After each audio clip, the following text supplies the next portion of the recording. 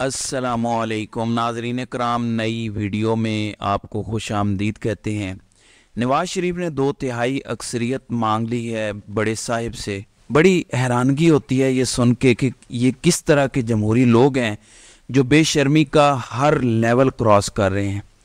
Ground पे सूरत हाल ये है कि नॉन लीग को टिकट मांगने की तारीख बढ़ानी पड़ी है। नॉन लीग का टिकट लेने वाला कोई नहीं है। पाकिस्तान की 76 साल तारीख में कभी ऐसा हुआ है कि किसी जमात को इस्टेब्लिशमेंट की सपोर्ट हो? और यहाँ तो सपोर्ट नहीं है, यहाँ अंपायर भी अपने, मैच रेफरी भी अपने, ग्राउंड स्टाफ भी अपना, हर चीज़ अपनी रख ली है, फिर भी टिकट लेने वाले नहीं मिल रहे। दरखास्तें जमा कराने की तारीख बढ़ा दी गई है।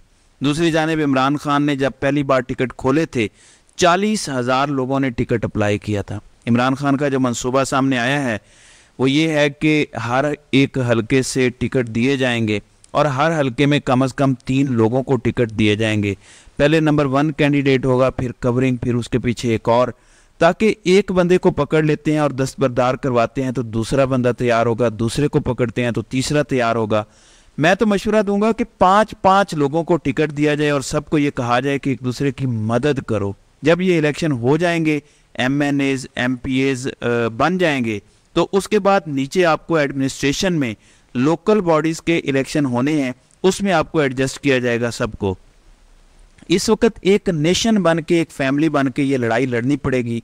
ये बड़ी ख़तरनाक लड़ाई है। मुझे ख़तरा ये है कि ये जुल्म इतना बढ़ा देंगे और ये बढ़ा रहे हैं जानबूझ के कि एंड में खून खराबा हो, एक ऐसी जंग अवाम लड़ने के लिए बाहर आ जाए जिसके बाद बाकायदा पाकिस्तान तहरीक इंसाफ पर पाबंदी लगा दी जाए। ये जानबूझकर ऐसा जबर कर रहे हैं, ये औरतों को जानबूझ के मार रहे हैं ताकि अवाम की गैरत जागे। एक दिन वो बाहर निकलें और लड़ पड़ें। जब वो लड़ पड़ेंगे, हम ताकत वाले हैं, हम उन्हें संभाल लेंगे और फिर बैन कर देंगे जमात को। इंटाइस किया जा रहा है कि किसी तरीके से अवाम कानून अपने हाथों में ले ले, जबकि इमरान खान आखिरी वक्त तक कोशिश कर रहे हैं कि वो लड़ाई ना हो जो ये लोग चाहते हैं कि हो। ताकत कभी भी लड़ाई के बगैर और बराबर की ताकत के बगैर पीछे नहीं हटती। इमरान खान अखलाकी कुव्वत और अवामी सपोर्ट से इनको शिकस्त देना चाहते हैं। ये आखिरी वक्त तक इमरान खान की मंशा होगी कि इस लड़ाई की नौबत ना आए, क्योंकि इमरान खान वैसे भी जंगो जदल के हक में कभी नहीं रहे। वो हमेशा अमन और तस्फिये के हल की बात करते हैं। वो तो अफ़गानिस्तान की जंग में भी यही कहते थे कि जंग में ना जाओ, मुज़ाकरात कर लो, मामला हल कर लो। एंड में मुज़ाकरात करने पड़े।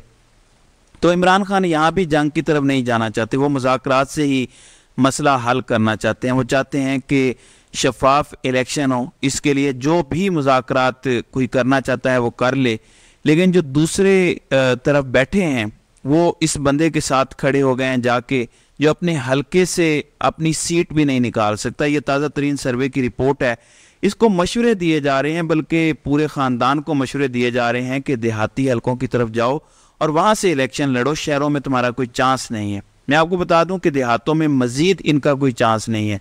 उनकी वो पक्की पक्की सीटें जो ये आंखें बंद करके जीतते थे, वहाँ से नवाज शरीफ खुद नहीं जीत सकेगा। मैं अगर होता नवाज शरीफ की जगह तो कहता निकालो मेरे मुखालिफ को जेल से, लड़ने दो उसे इलेक्शन में, मैदान में मुकाबला करूँगा, जीतूँगा तो मैदान में जीतूँगा, हारूँगा तो मैदान में। लेकिन आपको पता है कि नवाज शरीफ ने क्या डिमांड कर दी है कि तहरीक इंसाफ को इलेक्शन से बाहर रखो, तब हम जीतेंगे। तो बड़े साहब ने आगे से कहा कि तुम तो बड़े दावे करते थे कि मैं आऊँगा, माहौल बन जाएगा, 100 के करीब सीटें नॉन लीग अकेले जीतने की पोजीशन में होगी। तो डालडा मिलाना भी आसान है, क्योंकि काम आप करें, बाकी डालडा हम मिला देंगे। आप तो 20 सीटें जीतने की पोजीशन में भी नहीं है, 100 या 120 जीतना तो दूर की बात है। अब आगे से ये जवाब मिल रहा है। मुझे तो ऐसा महसूस होता है कि जो सूरत हाल बन गई है, नवाज शरीफ अपने केसेस ख़त्म होने के बाद लंदन भाग जाएगा, मुझे ये ख़तरा महसूस हो रहा है। या अगर ये लोग बड़ी लड़ाई अवाम से लड़ना चाहते हैं कि हो, तो इससे पहले नवाज शरीफ ने फिर फरार हो जाना है। वो ऐसे किसी मौके पर पाकिस्तान नहीं रुकेगा जिस तरह से हमारे सिस्टम को तोड़ के, मोड़ के नवाज शरीफ के लिए बेंड किया गया है। इसकी कोई मिसाल नहीं मिलती पूरी दुनिया में। इस तरह का नंगा नाच सिस्टम जिस तरह नाच रहा है, इसकी कोई मिसाल नहीं मिलती दुनिया में। इसके बावजूद ये हार रहे हैं। इलेक्शन जिस दिन होगा, अवाम ने इनको छठी का दूध याद दिला देना है। आपको पता है कि नून लीग क्या कंपेन कर रही है इस बार इनकी कंपेन वोट को इज्जत दो नहीं है। इस बार इनका वो गाना नहीं है कि एक नारा लगाना चाहता हूँ, गाजी को याद दिलाना चाहता हूँ, वोट को इज्जत दो।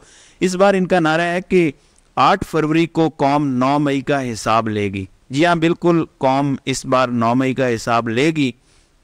इमरान खान को गिरबां से पकड़ा गया, घसीटा गया, उसका हिसाब लेगी। उसकी ज़ख्मी टांग पे डंडे बरसाए गए, उसका हिसाब लेगी। कौम के ख़िलाफ़ तारीख़ की सबसे बड़ी साजिश रचाई गई और उसके बाद कौम की माओं, बहनों, बेटियों से जो सलूक किया गया, कौम 8 फरवरी को उसका हिसाब लेगी।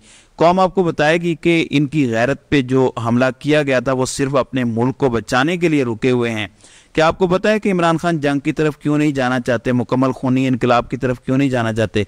क्योंकि वो बंदा इस मुल्क से प्यार बहुत ज़्यादा करता है और उसके जो वोटर और सपोर्टर्स हैं वो भी अपने मुल्क से हद दर्जा प्यार करते हैं। वो इस मुल्क के इदारों को तबाह नहीं करना चाहते, इस मुल्क की बुनियादों को हिलाना नहीं चाहते।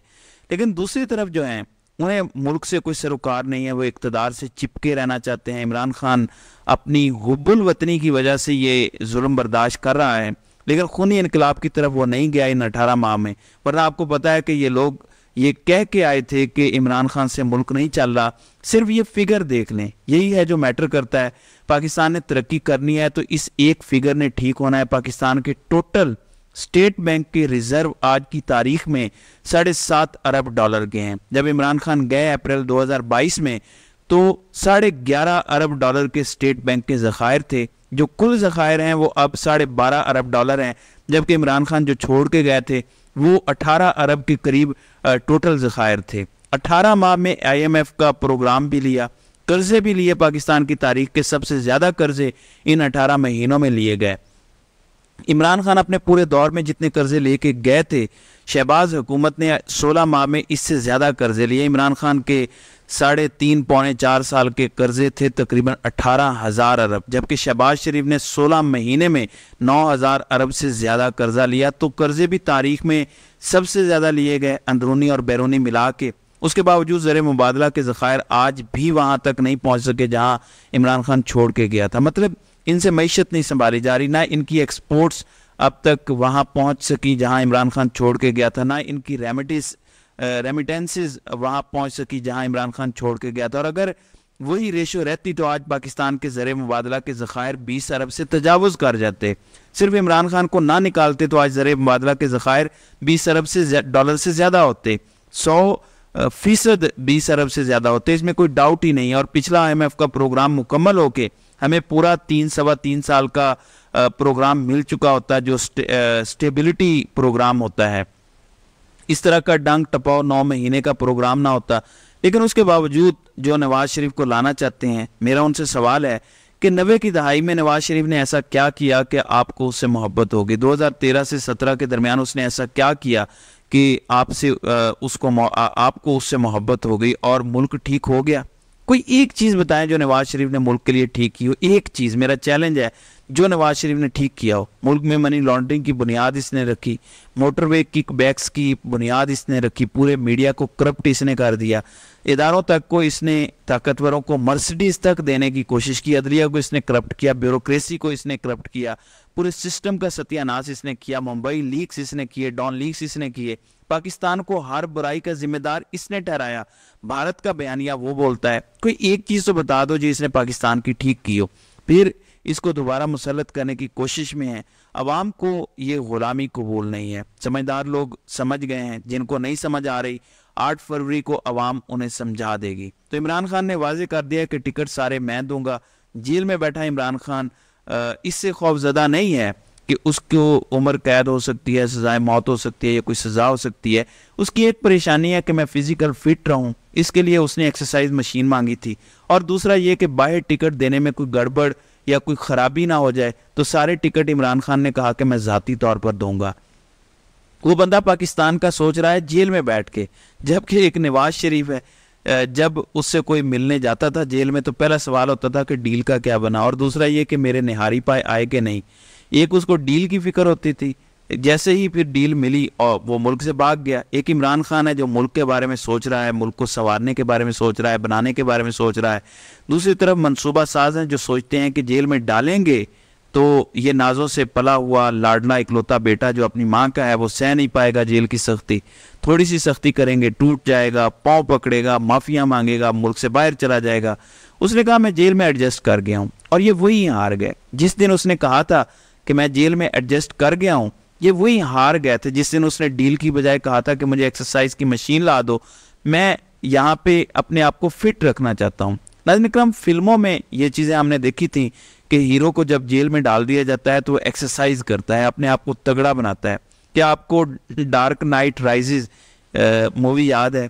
उसमें बैटमैन को भी जब एक पिट में गिरा देते हैं, कैदी बनाकर रख देते हैं, वहाँ वो एक्सरसाइज करता है, अपने आप को पहले से ज़्यादा मजबूत करता है और उस पिट से बाहर निकल कर दिखाता है। इमरान खान भी आज के दौर का बैटमैन है और डार्क नाइट एक बार फिर राइज ज़रूर होगी और अपने मुल्क को बचाने के लिए हर कुर्बानी ज़रूर देगा। ये कौम शुक्रगुजार हो या ना हो, वो अपने हिस्से का काम अपने अल्लाह की रज़ा की खातिर ज़रूर करेगा। तो नाज़रीन इकराम, आपकी इस वीडियो के हवाले से क्या राय है? आप अपनी राय का इजहार कमेंट सेक्शन में ज़रूर कीजिएगा।